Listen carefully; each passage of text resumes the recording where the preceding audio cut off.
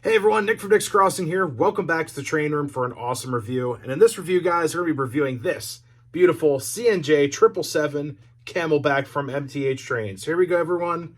All aboard. Guys, so before we get into this review, I'd like to thank George from Florida Railroad Dog, fellow YouTuber and friend of the channel, for sending me this beautiful locomotive as a project engine. Finally got this engine working. It just needed some rewiring and such, and also some cosmetic, here and there type of work. But I would like to thank George for this beautiful locomotive. It runs great now. It's not the best smoker, but honestly, it sounds amazing. And guys, this engine has my absolute favorite whistle. I believe it's a CNJ 3-chime whistle that will just blow your socks off once we get into the running portion. This thing will give you like goosebumps. It's very haunting. It's just an amazing sound set for this beautiful locomotive. So guys, let's get into this Camelback review. All right, guys, we're going to talk about the Camelbacks, and we're not going to get too far into it. I mean, you could write a college paper on this thing, but I just want to skim the surface and go over some of the history, safety concerns, and we'll get into the review and run session in this video. But anyways, guys, the Camelbacks came out, like the early designs for these, you could see going all the way back into like the 1860s. Now, the closest design of this that I've seen in person is actually located at the Baltimore and Ohio Railroad Museum in Baltimore, Mount Clair Station, and that's Baltimore, Ohio Railroad number 305. It's a 460. It looks absolutely crazy. It looks like something Doc Brown would make, in Back to the Future. It's super out of this world crazy, but I've seen it. It's really cool. And the B&O Railroad actually has another Camelback, and it's a CNJ Camelback. And if I go to my roster here, we got this huge CNJ roster here, and it's listed as a P6S, number 592, built in 1901 to 1902 by Alco. So that engine is also at the B&O Railroad Museum. Now today we'll be talking about the Baldwin 460 10-wheeler Camelback, and these guys were a little bit later built into the 1900s. So if I can find on the roster here, let's see, 750 to 759. Nope. Let's go even further. 770, 779. There we go. So we have CNJ 777 right here on my tracks. And these were built 1913 and 1914. They're called L7ASs. So that's the builder number from Baldwin. And eventually they would also have another name. There's a roster here. It's called a T38 class. All right, guys. So the Baldwin 777 here, built in 1913 and 1914. These were actually used for passenger commuter services, light freight duty, and also shunting cars and things like that. Now, according to my research here, they could actually hit a speed up to 90 miles per hour. Could you imagine this Camelback going 90 miles per hour? I can't imagine that. And they said that the Atlantic City Railroad would actually travel these around 90 miles an hour to get passengers to and from Jersey City to Atlantic City. Like that's just insane. I can't believe that. But anyways, guys, there's a crazy reason why the cab, the death cab, is located in the center of the engine. Now, according to Baldwin and their research, CNJ wanted to use anthracite coal. So Baldwin said, okay, you know what? We need more surface area in this firebox to create the amount of heat, to produce the amount of steam, to actually move this piece. So they played with the idea of more surface area, but we'll just move the cab in the center of the engine. I think it's a crazy idea. I think it's a very unsafe idea. I'm sure visibility was great, but communication was sketchy at best, and its design was sketchy at best. So first off, let's go from the back of the engine. If you're shoveling coal from this locomotive tender to the engine, it's going to be instant death. If there's some type of instant, change or anything, if you lose your balance, you're just going to fly right off of this thing. So I thought that was crazy. Also, the engineer and fireman have zero communication between each other, and I'm sure they had to shout at times. I'm sure it was very horrible to do that.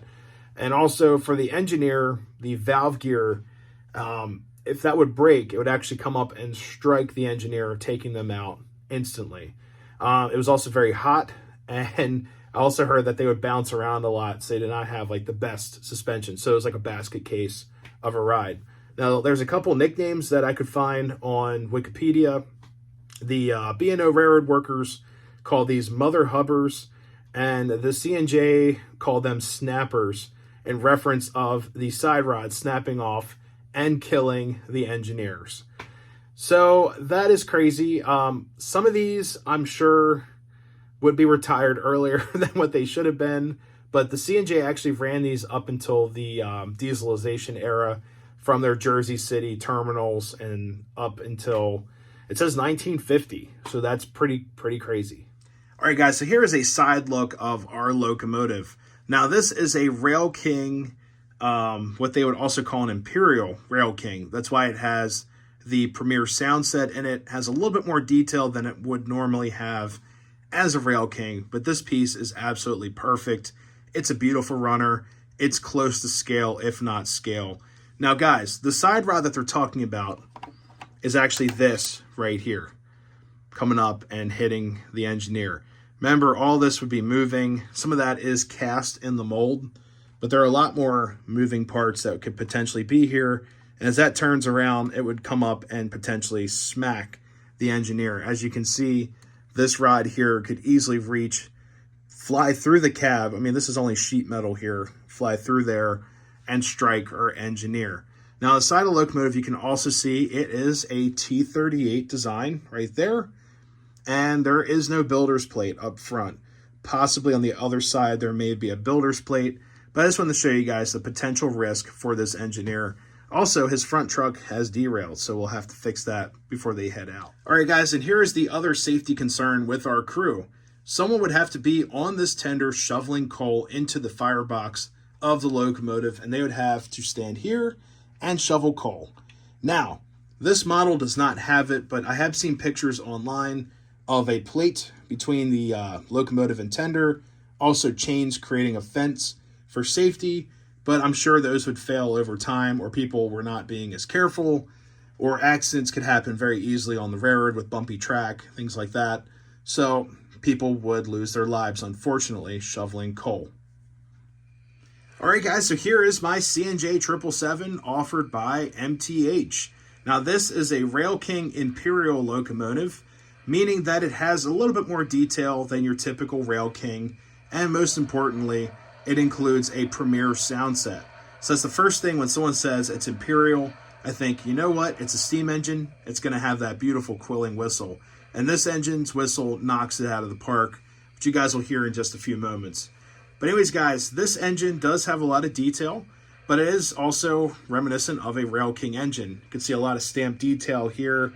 The smoke box door does not open, but we do have these beautiful marker lights up front. We have a dynamo up top. We do have a fan smoke unit. Here's our steam dome. Cab lights, it does the rule lighting, so once it moves, the lights will turn off. They did a great job with all the running gear here, and it just looks great. Cast pilots up front, all die-cast wheels. This thing can pull a lot of cars. It actually prefers the 072 on the layout. She doesn't really like the 054, but we're going to run it on that anyways. But it's just a beautiful looking model. Now, my only complaint with this model is the headlight right here, which I can hit headlight on the remote. You guys are seeing the refresh rate. It's basically the refresh rate of the LED with the camera. You see that strobe effect. Now, the LEDs that they used are very like blue, modern style LEDs instead of a soft white. That's my only complaint with this model. Now, the rule lighting also has that. You can see the flashing here on the ground, just shining down from the cab. That strobe effect does get kind of annoying when you film this engine. Now, if we move the engine up really quick, let's see. You do get that awesome coupler sound there. All right. Then here's our tender. Now, the cool thing is with the Imperial, they do give you the tender chains.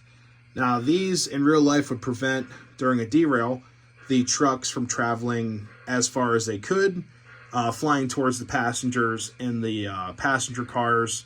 So that is a safety measure they came up with. I'm not sure how efficient that was, but it is what it is. All right, guys, we do have directional lighting. So we're in forward right now. Let's put in reverse. We do have a reverse headlight. You can turn that off using the remote. We also have these beautiful marker lights in the back here, also LEDs. A realistic coal load. The coal is a little clumpy. It's a little big for what it is, but we're using anthracite, right? So It's going to be, larger pieces of coal. And in the rear of the engine, we have a beautiful firebox glow effect that actually chuffs with the engine, as you can see right there. So every time it chuffs, the firebox glow activates per every chuff. Here it is again. Which I thought was such a cool effect with this engine. And I forgot to mention, guys, on top we have a swivel bell and also our steam blow-off valves and whistle. All are separately applied. You can change them out if you want, but they're well hidden behind the air cylinders right here on the locomotive. The cab detail is pretty basic, just molded cab with figurines. It's good enough for me. They give us some riveting detail here. This looks very nice, especially up the firebox there. This would be like the ash pan under there. But the engine looks pretty solid. All right, guys, so here is the startup of our locomotive.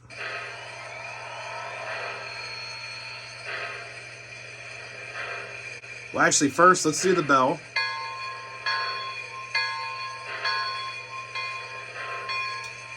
Also rings out really nicely. And here's our whistle, just pressing the whistle button.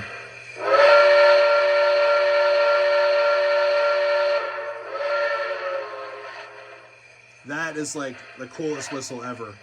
Now, guys, if we go to our options here, you get the forward whistle, down the line, reverse whistle, and here is the best crossing whistle I've ever heard on any MTH train. If you guys are ready, listen to this.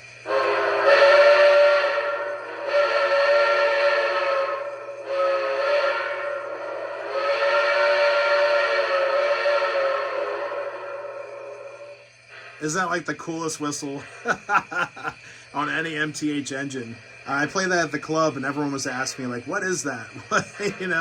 It's this basic CNJ Camelback sound set from MTH Premier. So, and it also does the cab chatter, of course. Now let's go through our options here, guys. There's the more options. Here's our engine sounds. So let me find engine sound number 2. So it's doing the passenger announcements. Now departing for Jersey City on track 1, train number 404. You get the arrival, departure. This stop is Oldie. This stop is Roselle. This stop is Elizabeth. And guys, I've actually been to Elizabeth before for work. It's kind of cool. This stop is Elizabeth. And it does two Elizabeths, or Elizabethville. And let's see, there's got to be engine sound 8. Here we go. You get a shovel sound. 9. That's your crossing passing sounds. Conductor is giving us a highball signal. And that's our sound number 10. So guys, we also get the playable whistle. Now that is like a really cool feature. You go on your remote to SPW and you use the scroll wheel right here to do it.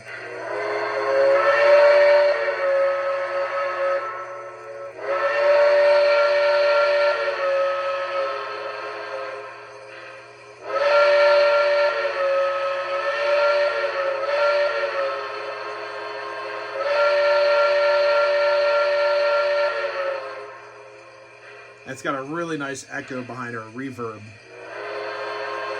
And you get 3 positions.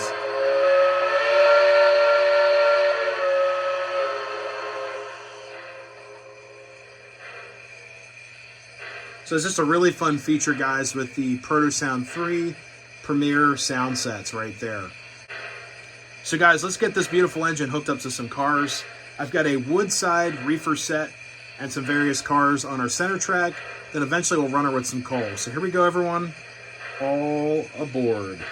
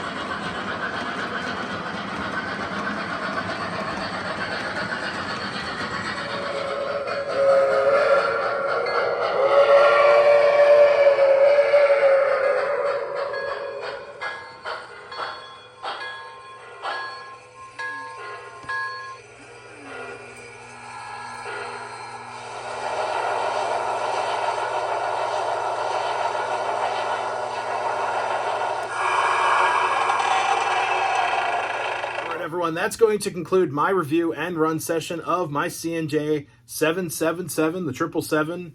And man, this engine is so much fun to run. Love that whistle, guys, as you could tell from that video. Man, it's just so much fun to hear, and it sounds really chilling. Like I said, it's one of my favorites, if not the favorite of the collection. So I'd like to thank George again down in Florida Railroad Dog, for sending me this beautiful project engine. And there's a couple more things I like to fix. I want to get the bell situated, and the smoke unit smoking even more than what it should. So, you know, crank up those amps up there for more smoke. But anyways, guys, if you enjoyed this video and you're new to the channel, always consider subscribing. Giving the video one of these really helps.